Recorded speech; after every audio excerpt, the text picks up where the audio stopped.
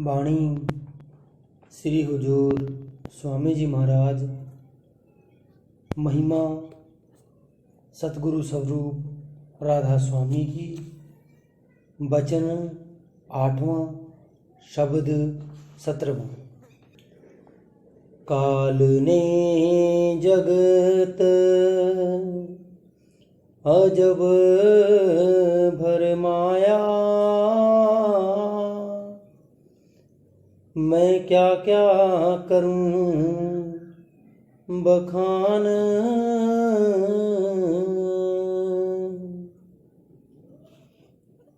संत सतगुरु कहते हैं कि इस त्रिलोकी का मालिक काल है, जिसने सारी दुनिया को मुसीबत में डाला हुआ है।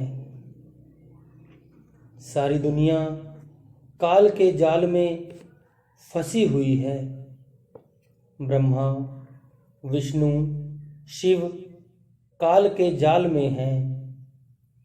सारी दुनिया समझे बैठी है कि हमारा मालिक काल है। दयाल की किसी को खबर नहीं। जो इन्हें खाता है ये उसी की पूजा करते हैं। हालांकि सभी संतों ने काल और दयाल के भेद को प्रकट किया है, मगर हालत यह है कि बहुत सारे लोगों को तो काल और दयाल का भेद मालूम ही नहीं जी। जो साधन थे पिछले युग के, सो कल युग में किए प्रमाण। जो सतयुग त्रेता और द्वापर के कानून साधन थे, वे अब कलयुग में अमल में लाते हैं। यह मुनासिब नहीं। क्यों? विचार करो और देखो। अव्वल तो हर 12 कोस पर अलग अलग इलाका होने से भाषा बदल जाती है। हर 20 साल बाद दुनिया की भाषा, दुनिया के कानून बदल जाते हैं। इसी तरह लिबास का हाल है। जब हम छोटे थे, अंग्रेजों की औरतों को देखते थे, उनकी कमर पर बड़े बड़े स्कर्ट होते थे। लेकिन अब हालात और हैं। सिपाहियों जैसा लिबास है। ना जाने कल क्या होगा। यह तब्दीली आदि जुगादी से चली आ रही है, मगर ताजुब है कि कलयुग में सतयुग त्रेता और द्वापर के कानून अमल में लाए जाते हैं। हालांकि सतयुग में आदमी की उम्र लाख वर्ष की थी और 10,000 हाथियों की ताकत थी। त्रेता में घटकर 10वां हिस्सा यानी 10,000 साल की उम्र रह गई। द्वापर में घटकर 10वां हिस्सा यानी 1,000 वर्ष रह गई। अब कलयुग में घटकर 10वां हिस्सा यानी 100 वर्ष रह गई। लेकिन यह भी कोई कोई भोगता है, वरना तो 50 साल, कोई 60 साल, तो कोई 70। अब सतयुग में लाख साल की उम्र, कलयुग में 60 साल की। फिर कलयुग में वे कानून किस तरह अमल में लाए जाएं? 60 साल में से पहले 20 साल तो आदमी को कोई खबर नहीं। बाकी रहे 40 साल, जिनमें से आधी रातें गई और आधे दिन। खैर, विद्या तो पहले 20 साल में पढ़ी गई, लेकिन बाकी उम्र में बाल बच्चे पैदा करना, उनकी परवरिश करना और कारोबार करना। फिर सतयुग के वक्त के कर्मकांड कब तक कर सकते हैं? कोई नहीं। इसलिए कलयुग के जीवों के लिए सतयुग के कानून हरगिज मुनासिब नहीं। जी। मूर्ख प्राणी मन सैलानी, सोवट के जल और पाषाण, बुद्धिमान अभिमानी जो नर, विद्या नार के हुए गुलाम।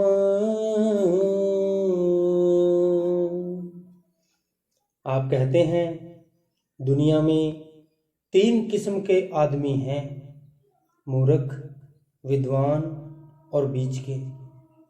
जो मूर्ख हैं, विद्या से रहित हैं, वे क्या करते हैं?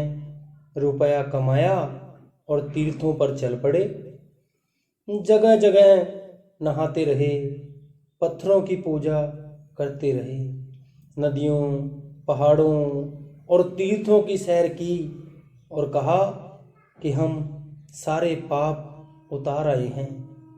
जो विद्वान थे, ज्ञानी थे, आलिम फाजिल और महात्मा थे, जो विद्या में पढ़े, सारी उम्र विद्या पढ़ने और पढ़ाने में खो दी।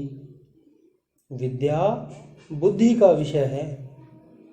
सारे विद्वान इस विषय ने मार लिए। बाकी जो बीच के थे, वे कभी उधर चले गए, कभी इधर। अगर विद्वानों का जोर पड़ गया तो उधर चले गए, अगर मूर्खों का जोर पड़ गया तो उनकी तरफ चले गए। तीर्थों पर जाकर देखो, मैं तो बहुतेरा देख कर आया हूँ, सारे पत्थर ही पत्थर हैं या पानी है, ना कोई सच्चा महात्मा है, ना सच्चा सत्संग। अगर कोई कथा कर भी रहा है, उससे जाकर परमार्थ की कोई बात पूछो तो कुछ पता ही नहीं। दुनिया अंधी है, माथे टेकती रहती है। विद्या पढ़कर लेक्चरार बन गए, कौमों की कौमों को, देशों के देशों को साथ लगा लिया। क्या बना? कुछ भी नहीं। कोई कहता है मैं देश की सेवा करता हूँ, कोई कौम की, कोई मजहब की। उम्र बीत गई, मिला कुछ नहीं। एक कौम दूसरी कौम की दुश्मन है। आजकल यहाँ द्वितीय विश्व युद्ध की ओर इशारा करके महाराज जी कहते हैं, लोग जब कोई उदाहरण देते हैं तो यूरोप का देते हैं। वहाँ क्या हाल है? अपनी कौम के लिए, अपनी बादशाही के लिए लाखों आदमी रोज मारते जाते हैं। क्या यह अच्छा काम है? कोई नहीं। इसका मकसद क्या है? खुद गर्जी, यानी हमारी कौम विजेता रहे। इसका नतीजा क्या हुआ? बर्बादी। क्यों? लाखों औरतें विधवा हो गई, करोड़ों बच्चे यतीम हो गए। जब परमात्मा की दरगाह में हिसाब देना होगा तो लेखा देना पड़ेगा। यह सारी बड़े बड़े विद्वानों और वैज्ञानिकों की मेहरबानी है। उनकी बुद्धि में यही आता है कि दुनिया की तबाही के समान ईजाद करें। अगर हम उन्हें बड़े कसाई कह दें तो कोई ज्यादती नहीं। जी। बाकी जीव बीच के जितने,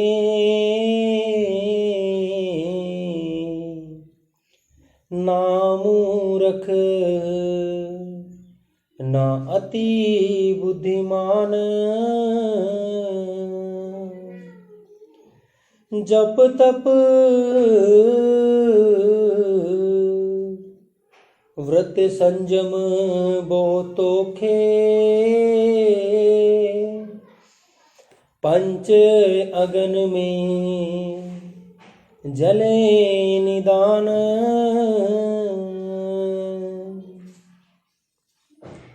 जैसा कि पहले बताया गया है, जो बीच के लोग हैं उन्होंने जो पलड़ा भारी देखा उधर चले गए। असली रास्ता आदमी के अंदर है, मगर काल ने बाहर ही बाहर किसी को जप में लगा दिया, किसी को तप में। कोई कीलों पर सोता है, कोई सोता ही नहीं। कोई पानी में खड़ा है, कोई धुनी लगा कर बैठा है। 4 अग्नियां चारों तरफ और 5वां सूरज 5 अग्नियों में सड़ रहा है।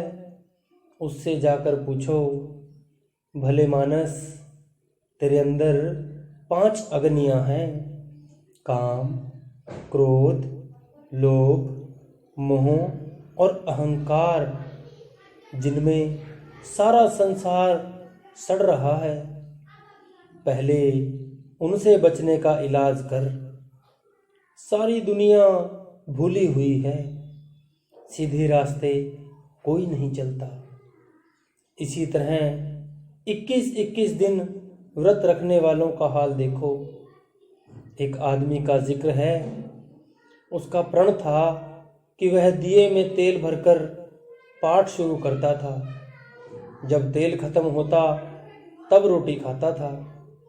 घर में नई बहू आ गई, उसको पता नहीं था। जब दिया बुझने लगा तो उसने और तेल डालकर दिया भर दिया, ताकि पाठ में विघ्न ना पड़े। अब उधर भूख लगी है, गला सूख रहा है, मगर दिया तेल से भरा हुआ है। इसी तरह जब तेल फिर खत्म होने लगा, उसने फिर भर दिया। आखिर वह आदमी भूख से व्याकुल हो गया। यह हालात है पाठ करने वालों की। सो दुनिया ऐसी ऐसी रस्मों में पड़ी हुई है। कोई सिद्ध बना बैठा है, कोई नाथ है, कोई कुछ है तो कोई कुछ। लेकिन जब खोज करो तो सबके हालात ऐसे ही हैं। यह सारा काल का धोखा है। तमाम दुनिया काल के जाल में फंसी हुई है। जी, देखो चरित्र काल करता के, कोई सिर कोई पैर रुंधान। आप कहते हैं, देखो काल का कितना धोखा है। किसी को हाथों से बहा देता है, किसी को पैरों से, ताकि कोई अंदर ना चला जाए। वाल्मीकि जी ने रामचंद्र जी के पैदा होने से 10,000 साल पहले रामायण बनाकर सारा हाल लिख दिया कि अंदर राम है, अंदर सीता है, अंदर ही सब कुछ है। काल ने देखा कि उसने तो पर्दा फाड़ दिया, बाहर राम और सीता बना दिए, ताकि ना कोई अंदर जाए, ना मालिक से मिले। सारे बाहर ही बाहर रह गए। जी, भटक भटक भटकाया सब जग, कोई ना लगाया ठोर ठिकान। काल ने सारी दुनिया को बाहर ही बाहर भुलाए रखा, अंदर किसी को ना जाने दिया। किसी को पत्थरों में, किसी को पानी में, किसी को मंदिरों में, किसी को मस्जिदों में, किसी को विषय विकारों में और दूसरे बुरे कामों में, किसी को कहीं, किसी को कहीं, किसी को रिद्धि सिद्धि शक्तियाँ देकर बहला लिया, किसी को स्वर्ग की तृष्णा लगा दी, किसी को वैकुंठ की, किसी को औरत की, किसी को कोई और विषय विकार लगाकर मार दिया।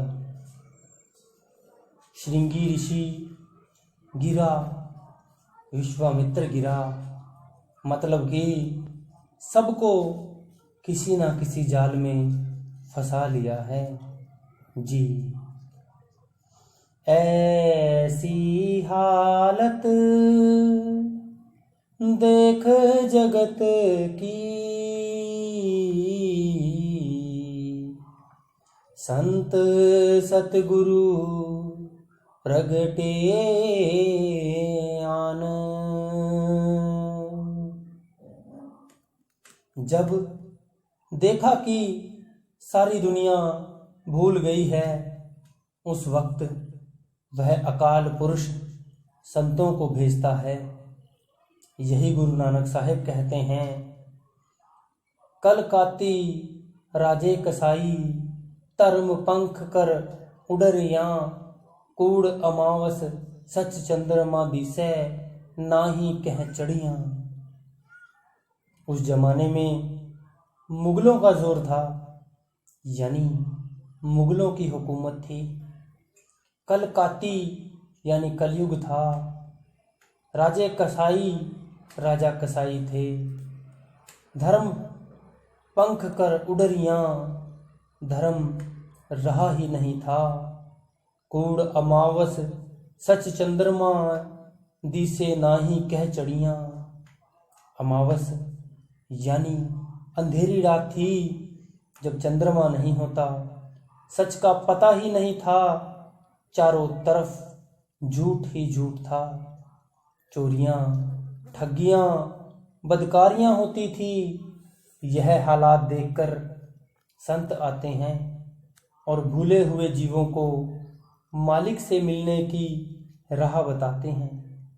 वे कहते हैं कि यह रूह सतनाम की अंश है, सतलोक की रहने वाली है, जहां काल महाकाल की पहुंच नहीं। जो रूह वहां पहुंच गई, हमेशा के लिए आज़ाद हो गई। वरना यहाँ तो काल ने हर एक जीव को तन और मन का पिंजरा लगाकर कैद किया हुआ है। अगर पक्षी है तो तन मन साथ है, अगर कीड़ा है तो तन मन साथ है, अगर पशु है तो तन मन साथ है। यह तो मातलोक का हाल है। अगर स्वर्गों में जाओ तो भी तन मन साथ है, अगर वैकुंठों में जाओ तो भी तन मन साथ है। मानो युगों युगों से हम तन और मन का पिंजरा लगाकर उसमें काल ने फंसा रखा है। संतों के आने के बारे में स्वामी जी महाराज फरमाते हैं, संत रूप होए जग में आया, अपना भेद आप उन गाया। जब संत आते हैं, वे आकर क्या उपदेश देते हैं, आप आगे बताते हैं जी। गुरु सेवा और नाम महात्म, सत्संग सतगुरु किया बखान। अगर आपको मुक्ति हासिल करनी है तो पढ़ना पढ़ाना, तीर्थ व्रत, मंदिर मूर्ति, देवी देवता सब छोड़ दो। मुक्ति हासिल करने के लिए 3 चीज़ों की ज़रूरत है। पहला सत्संग, दूसरा सतगुरु और तीसरा नाम। सो जीव को चाहिए जब संतों के सत्संग में आए तो पहले खूब इंक्वायरी यानी खोज करे, सोचे विचारे और अपने तमाम शक दूर करे। जब यकीन आ जाए तो नाम लेकर उसकी कमाई करे। सत्संग से बढ़कर दुनिया में और कोई दौलत नहीं। यह वह पदार्थ है जिसे पाकर चोर चोरी छोड़ देते हैं, डाकू डकैतियाँ छोड़ देते हैं, अन्य दुराचार भी छोड़ देते हैं। मुक्ति के लिए कुछ बाहर से लाने की जरूरत नहीं, सिर्फ 3 चीज़ों की जरूरत है, सिमरन, ध्यान और भजन। यानी सिमरन के जरिए रूह को इकट्ठा करना है, ध्यान के जरिए ठहराना और धुन को पकड़कर मालिक के देश पहुंचना है। हिंदू होकर जाओ, मुसलमान होकर जाओ, सिख होकर जाओ या किसी और मजहब के, संतों का उपदेश सबके लिए एक सा ही है जी। साधन 3 सारे उन बरने और साधन सब थो थे मान। कलयुग में मुक्ति के 3 ही साधन हैं और वे आदमी के अंदर हैं। ना तीर्थ, ना मंदिर, ना मूर्ति, ना जप, ना तप, ना पूजा, ना पाठ और किसी चीज की जरूरत नहीं जी। वेद शास्त्र और सिमृत पुराना पढ़ना इनका बिरथा जान। वेद शास्त्र, स्मृति और पुराणों में काल का कानून है। वेदों की मुक्ति कल्प पर्यंत है, संतों की मुक्ति हमेशा के लिए। फिर जो वेद हैं दूसरी मंजिल से निकले हैं, हमें जाना 8वीं मंजिल में है। कितना फर्क है। लाखों किताबें पढ़ लो, मुक्ति नहीं होती। मुक्ति नाम में है। यही गुरु नानक साहिब कहते हैं, पढ़िए जेते बरस बरस, पढ़िए जेते मास, पढ़िए जेती आरजा, पढ़िए जेते सास, नानक लेखे इक गल, होर होमे चखना चाख।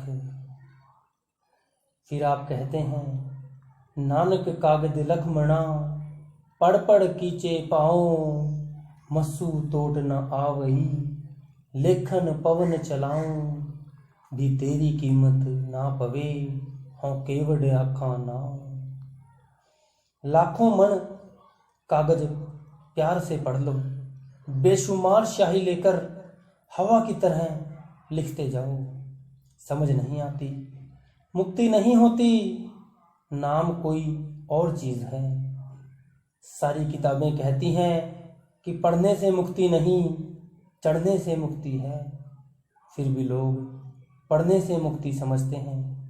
कोई गीता पढ़ता है, कोई भागवत पढ़ता है, कोई जपजी, कोई कुछ, और सवेरे उठे तोते की तरह पढ़ लिया। यह पता नहीं कि जपजी क्या कहती है। अगर अंदर नहीं गया तो पुराने राजे महाराजाओं की कथा सुनाने से, यानी पुरानी कब्रें खोदने से क्या निकलता है? कुछ नहीं।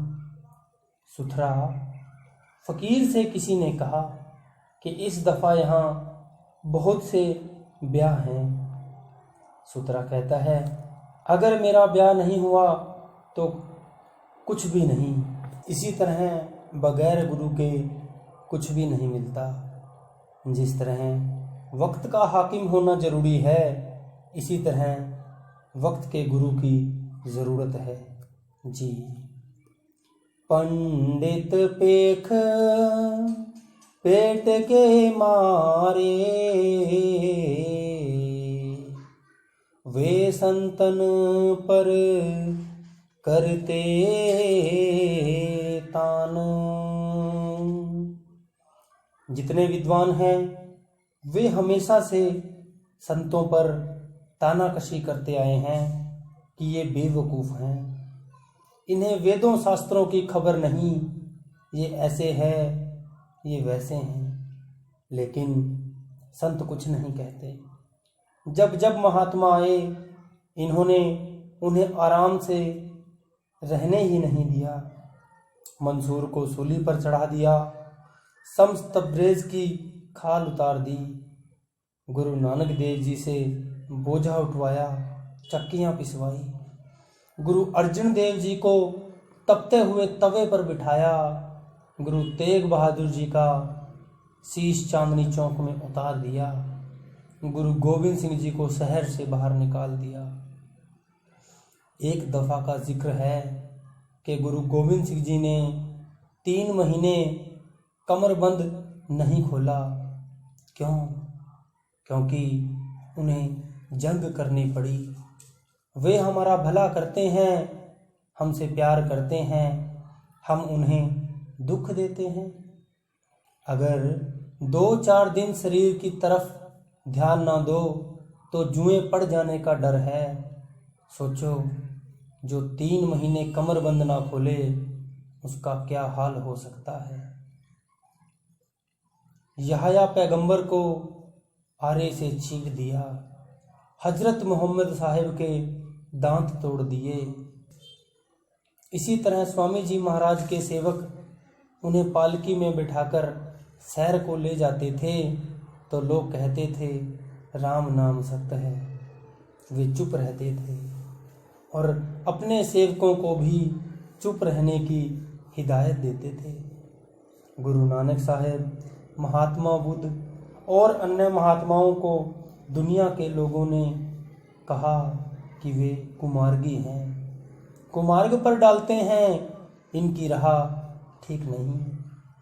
संत कहते हैं कि ये अंधे हैं, भूले हुए हैं, इन्हें क्या कहें। जब जब महात्मा आए लोगों ने उनसे भेदभाव किया।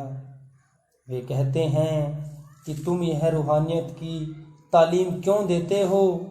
अगर ये तालीम ना लें तो संत क्या दें जी।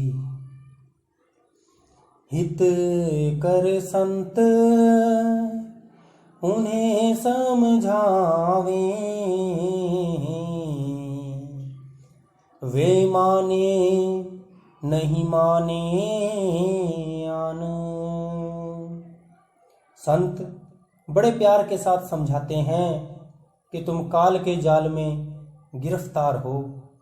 तुम्हारे अंदर करोड़ों खंड ब्रह्मांड, पहाड़ और दरिया हैं, बल्कि खुद खुदा तुम्हारे अंदर है। आओ तुम्हें ऊपर मालिक के देश में ले चलें। मगर वे सुनते ही नहीं जी। उनके चाह मान और धन की, परमार्थ से खाली जान। उन्हें धन और माल की चाह है, परमार्थ का शौक नहीं। उन्हें अहंकार है, इसलिए वे खाली आए और खाली चले गए। वे 84 के चक्कर में जाएंगे और दुख पाएंगे जी। वे 84 चक्कर मारे, फिर गिरते चारों खान। जब जब संत आए, जिन जिन पुरुषों ने उनका हुक्म माना, उनके उपदेश को प्यार से सुना, वे अपना जन्म मरण खत्म कर गए। जिन्होंने नहीं माना, उन्होंने जन्म मरण खत्म नहीं किया। वे खाली आए और खाली चले गए जी। पिछले युग की विद्या पढ़ते, कोई न्याय वेदांत बखान।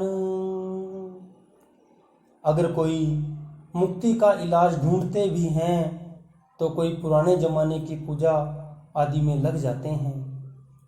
कोई कानून पढ़ता है, कोई वेदांत पर विचार करता है, कोई कुछ करता है, कोई कुछ। ये साधन अंदर नहीं ले जा सकते जी। ना साधन अधिकार न परखें, पढ़ने का करते अभिमान। वे कहते हैं कि विद्या पढ़ने से मुक्ति मिलती है। वे ना कोई साधन करते हैं, ना कभी पिंड को छोड़कर ब्रह्मांड पर चढ़े, और ना ही उनके पास अंदर जाने की समझ है। उन्हें पता नहीं कि वेदांत और कुछ और पढ़ना पढ़ाना बुद्धि का विषय है। यही हाल औरों का है जी। इस युग की विद्या नहीं पढ़ते, ताते उल्टे गिरे निदान। आप कहते हैं कि वे पुराने पुराने इतिहासों को टटोलते हैं, लेकिन जो मौजूदा तालीम है उसे नहीं लेते। कलयुग की विद्या क्या है? नाम जपना, अंदर पर्दा खोलना और जीते जी मालिक से मिलना। यही नहीं करते, इसलिए उनकी मुक्ति नहीं होती जी। दीन गरीबी मत इस युग का, और गुरु भक्ति कर परमान। इस युग की तालीम दीनता, गरीबी और गुरु भक्ति है। जब आप संतों के पास जाओ, वे क्या तालीम देते हैं? वे कहते हैं कि सबसे प्रेम प्यार करो। संत सारे जहान को अपना कहते हैं। उनकी तालीम कुल आलम के लिए है। फिर आप कहते हैं अपने आप को दीनता में रखो। यह कहें कि मैं सबसे नीच हूँ, नापाक हूँ, इससे मन निर्मल हो जाएगा। और गुरु भक्ति करो। गुरु भक्ति का अर्थ है कि किसी महात्मा के सत्संग में जाकर अपने तमाम शक दूर करना और फिर मालिक से मिलने की राह पूछना। जब राह मिल जाए तो उसकी हिदायत के मुताबिक यहाँ दोनों आँखों के बीच तक अपने शरीर को खाली कर दो। जब तारा मंडल, सूरज, चंद्रमा को लांघ कर ऊपर जाओ, आगे सतगुरु खड़ा है। अब विचार करने वाली बात है कि ना गुरु की देह गुरु है और ना शिष्य की देह शिष्य है। जब गुरु प्रत्यक्ष हो गया, वह कहेगा चलो ऊपर। फिर मंजिल दर मंजिल सचखंड पहुंच जाओगे।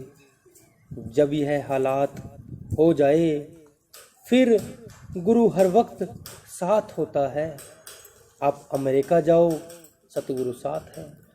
अफ्रीका जाओ, सतगुरु साथ है। मकान को ताले लगे हुए हैं, याद करो सतगुरु अंदर प्रत्यक्ष मौजूद है। जो लोग शिकायत करते हैं कि जी मन नहीं लगता, उनमें कसर क्या है? उनकी गुरु भक्ति मुकम्मल नहीं है, नाम भक्ति मुकम्मल नहीं। संतों की तालीम की पहली सीढ़ी है गुरु भक्ति यानी दीनता। अपने आप को सबसे नीचा समझना, हृदय शांत रखना और गुरु के साथ प्रेम प्यार करना है जी। ताते निर्मल निश्चल चित होए, गगन चढ़ाओ शब्द निशान। जब यह एकाग्र होकर आँखों के पीछे आ गया, इसके लिए यह जहान गायब हो गया। इस जहान के सारे झगड़े झंझट खत्म हो गए।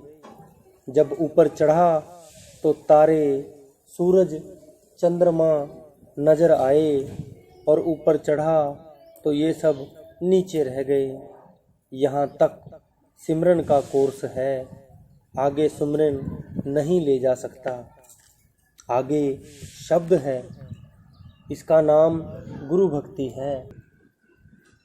जब गुरु भक्ति मुकम्मल हो जाए तब रूह शब्द को पकड़ने के काबिल हो जाती है। जब प्यार और दीनता के साथ रूह शब्द के साथ जुड़ गई तब आगे हर मंजिल पर गुरु साथ है। जब गुरु साथ है फिर डर कैसा। कहते हैं शब्द का निशान पकड़कर रूह को रूहानी मंडलों पर ले जाकर दर्जा ब दर्जा सचखंड पहुंच जाओ जी। सुरत शब्द मार्ग अंतर मुख, पांच शब्द का गहो ठिकान। जब आपकी वृत्ति अंतर्मुखी हुई, सुरत जरूर अंदर जाएगी। पहले तुरिया पद आएगा, यहाँ से पहला शब्द शुरू होता है। हर एक इंसान के अंदर 5 शब्द और 5 स्थान हैं। आप पहले शब्द को पकड़कर दूसरे स्थान पर, दूसरे शब्द को पकड़कर तीसरे स्थान पर, तीसरे शब्द को पकड़कर चौथे स्थान पर और चौथे शब्द को पकड़कर 5वें स्थान पर पहुंच जाओगे। वहाँ सदा के लिए मुक्ति है। जो यह तरीका है यह सनातन है। सनातन का अर्थ है आदि जुगाद से है। यह रास्ता केवल संतों के पास है, ऋषि मुनियों के पास नहीं। यह नहीं कि संत हिंदुओं में ही हैं, बल्कि मुसलमानों में भी हुए हैं। जो सचखंड पहुंच गया वह संत है। शम्स तबरेज़, मौलाना रूम, ख्वाजा हाफिज़, दादू जी, पलटू जी, गुरु नानक साहेब, कबीर साहेब, तुलसी साहेब और स्वामी जी महाराज का रास्ता 5 शब्द का है। जितने महात्मा धूर्धाम गए उनका रास्ता 5 शब्द का है। जितने जाएंगे उनका भी रास्ता 5 शब्द का होगा। शब्द शब्द पौड़ी पे चढ़ कर पहुँचो सचखंड सतनाम।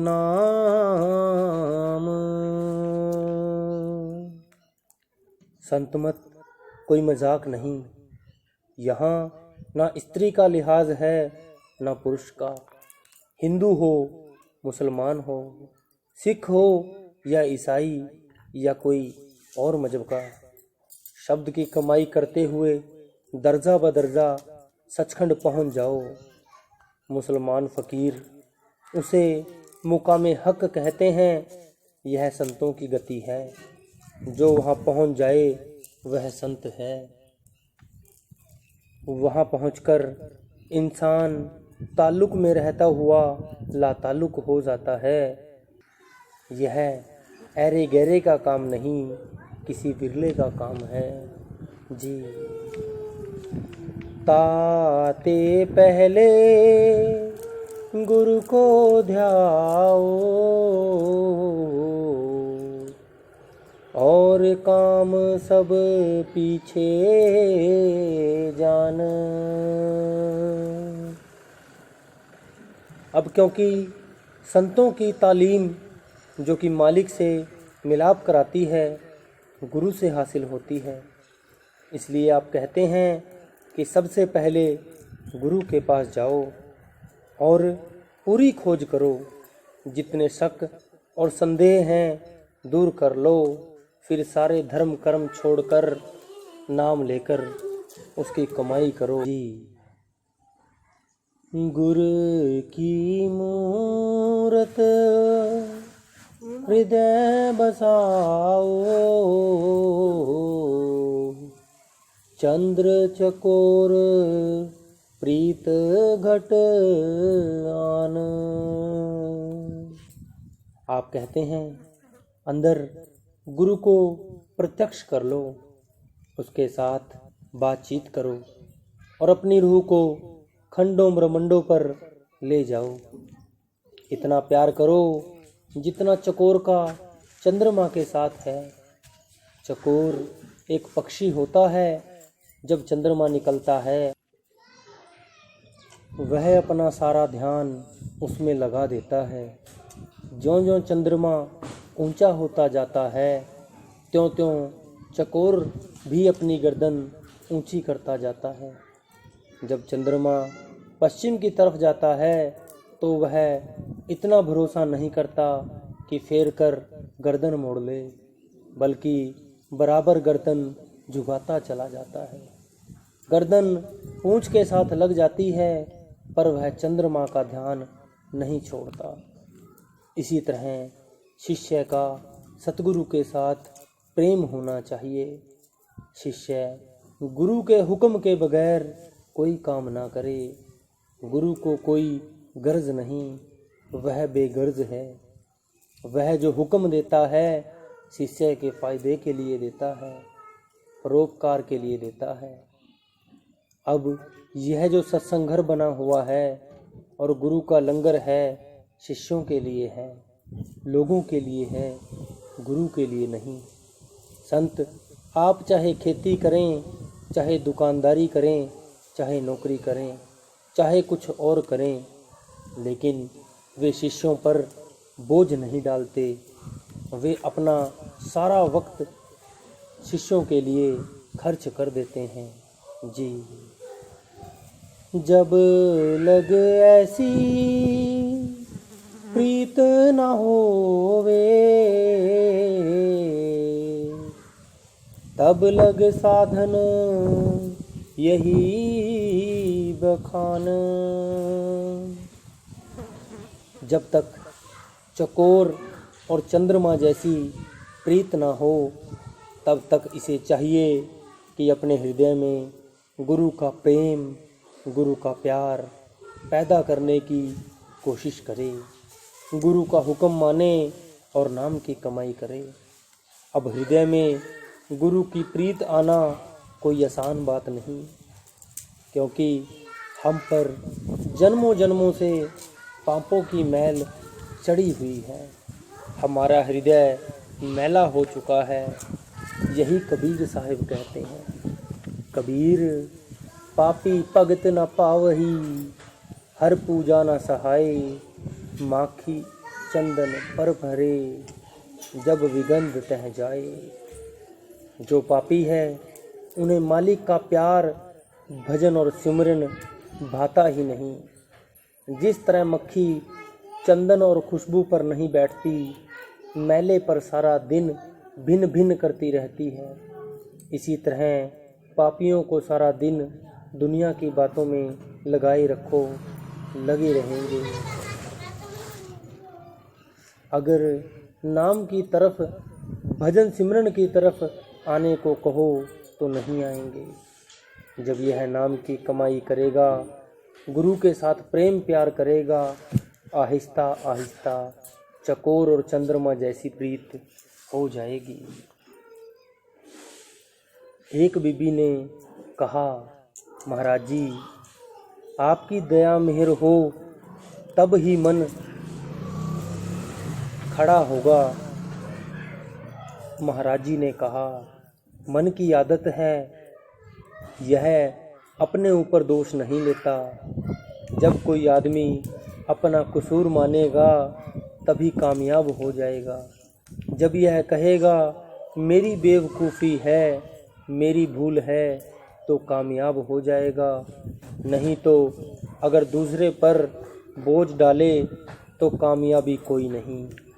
एक सत्संगी ने कहा, हुजूर, हम सभी कसूरवार हैं। महाराज जी ने जवाब दिया, अगर यह कसूरवार बने तो कामयाब हो जाएगा, मगर मुश्किल तो यह है कि यह कसूरवार बनता ही नहीं। इसे पता है तो सिर्फ बातें बनाना, अगर समझे तो मालूम हो कि यह सत्संग किस मर्ज की दवा है। मगर नहीं, दर्शन किए जब उठा तो दर्शन का पता ही नहीं और न सत्संग का ही कोई पता है जी। गुरु भक्ति जब पूर्ण हो ले, तब सुरत चढ़े अधर असमान। जब गुरु भक्ति मुकम्मल हो जाएगी, सारे शरीर की चेतन सत्ता खींचकर ऊपर आ जाएगी। जन्म जन्म की सोई हुई रूह जाग उठेगी, अंदर गुरु प्रकट हो जाएगा। जब कपड़े को साफ करके रंग चढ़ाओगे फौरन चढ़ेगा। इसी तरह जब प्रेम के साथ भजन में बैठोगे तो रंग चढ़ेगा। अगर गुरु भक्ति नहीं, प्रेम नहीं, श्रद्धा और विश्वास नहीं, तो चाहे सारी उम्र बैठे रहो कुछ नहीं बनता। अगर मन इंद्रियां काबू में नहीं, चाहे सारी उम्र बैठे रहो कुछ नहीं बनता। अगर मन इंद्रियां काबू में नहीं, संकल्प विकल्प उठते हैं तो वे खींचकर बाहर ले आएंगे। फिर अगर शिकायत करें कि जी मैं 6 घंटे बैठता हूँ, रूह ऊपर नहीं चढ़ती, तो शिकायत फिजूल है जी। गुरु भक्ति बिन शब्द में पचते, सो भी मानुष मूर्ख जान। जब तक गुरु भक्ति मुकम्मल नहीं, अंदर गुरु को प्रकट नहीं किया, फिर इसे खींचे कौन। जिस द्वार पर दाता दान देता है उस द्वार पर जाओ तो कुछ मिलेगा। वह द्वार अंदर है। हम आँखों से बाहर बैठे हुए हैं, जब अंदर जाएं तो मिलेगा, यहाँ तो वह आएगा ही नहीं जी। शब्द खुलेगा गुरु में हर से, खींचे सूरत गुरु बलवान। अगर अंदर नहीं जाएं तो मिले क्या। जो कुछ मिलता है गुरुद्वारे यानी गुरु के दरवाजे पर जाकर मिलता है। जब यह सारा शरीर सुन्न करके यानी तारा मंडल सूरज चंद्रमा को पार करके ऊपर जाएगा तो मिलेगा।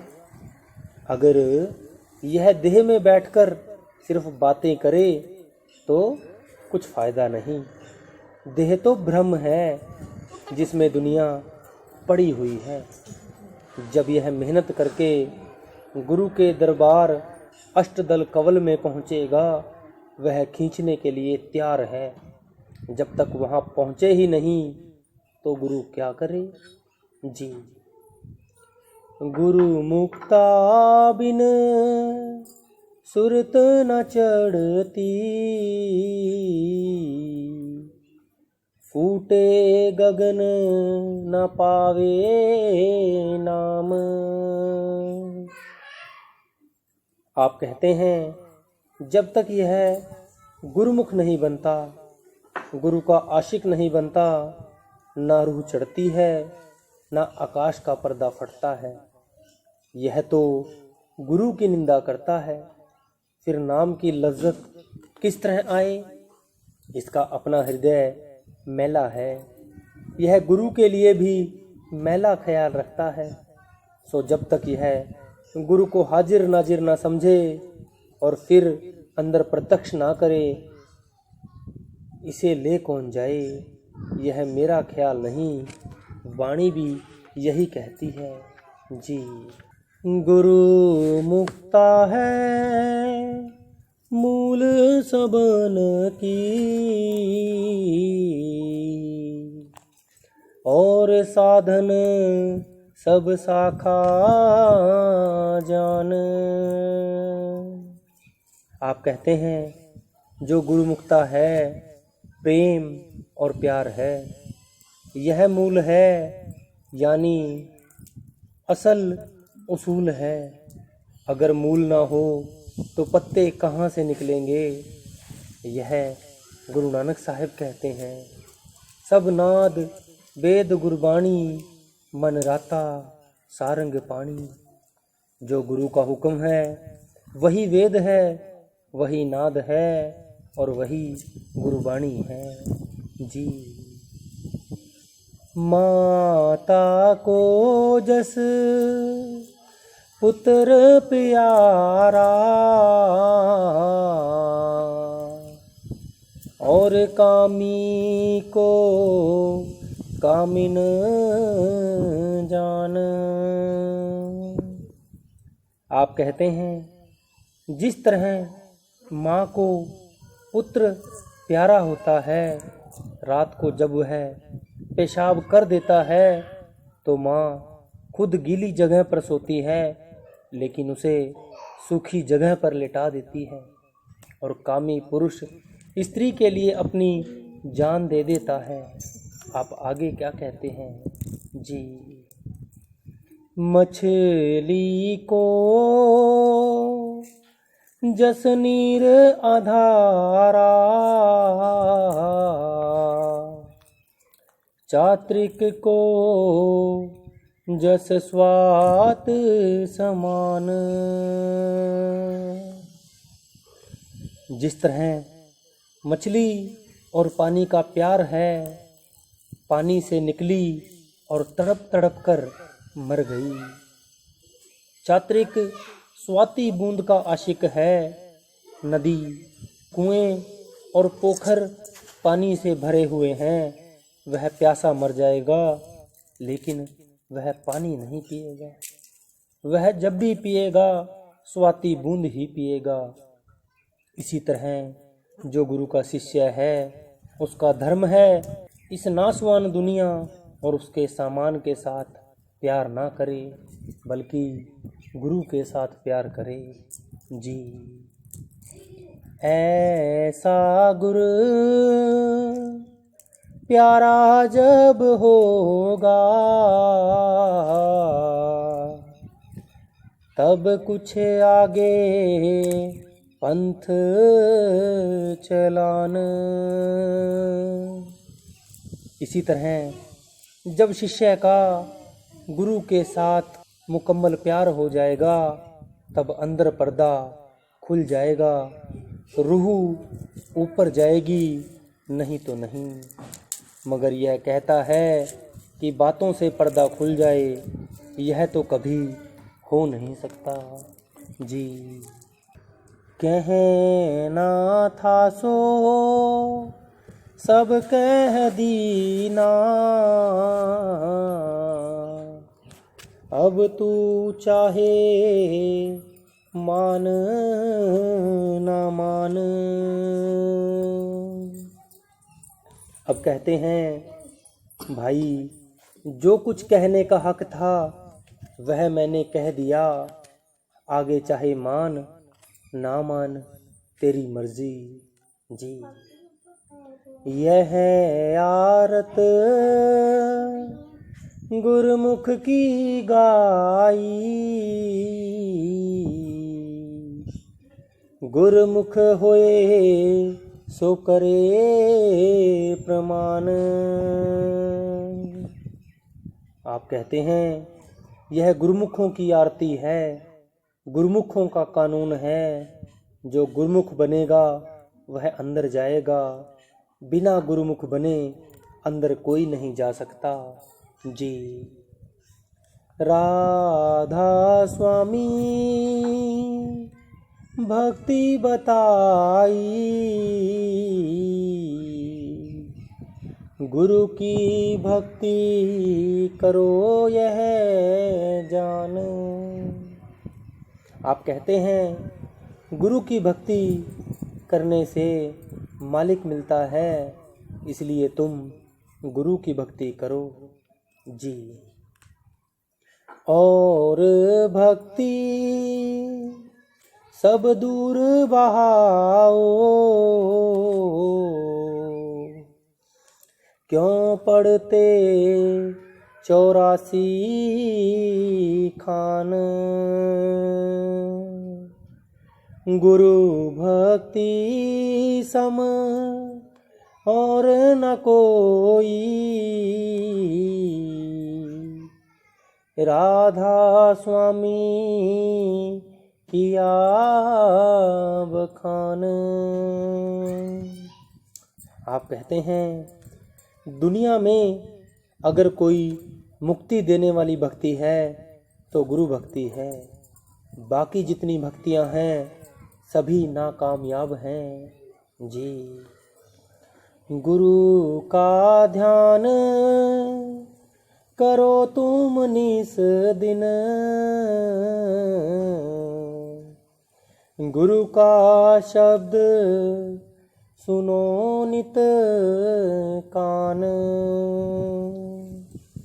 नैन श्रवण और हृदय तीनों, शीस महल सम निर्मल जान। आप कहते हैं आँखों में गुरु का स्वरूप ठहराओ, कानों में गुरु का शब्द सुनो और हृदय में गुरु का रूप धारण करो। जब तीनों निर्मल हो जाएंगे तब गुरु का स्वरूप खुद ब खुद प्रकट हो जाएगा जी। राधा स्वामी जोर दे कर गुरु भक्ति को कहें प्रमाण। स्वामी जी महाराज ने इस सारे शब्द में गुरु भक्ति को प्रमाणिक बताते हुए समझाया है। सो हमें भी चाहिए कि गुरु भक्ति को सबसे प्रमुख रखें जी। राधा स्वामी जोर दे कर गुरु भक्ति को कहें प्रमाण।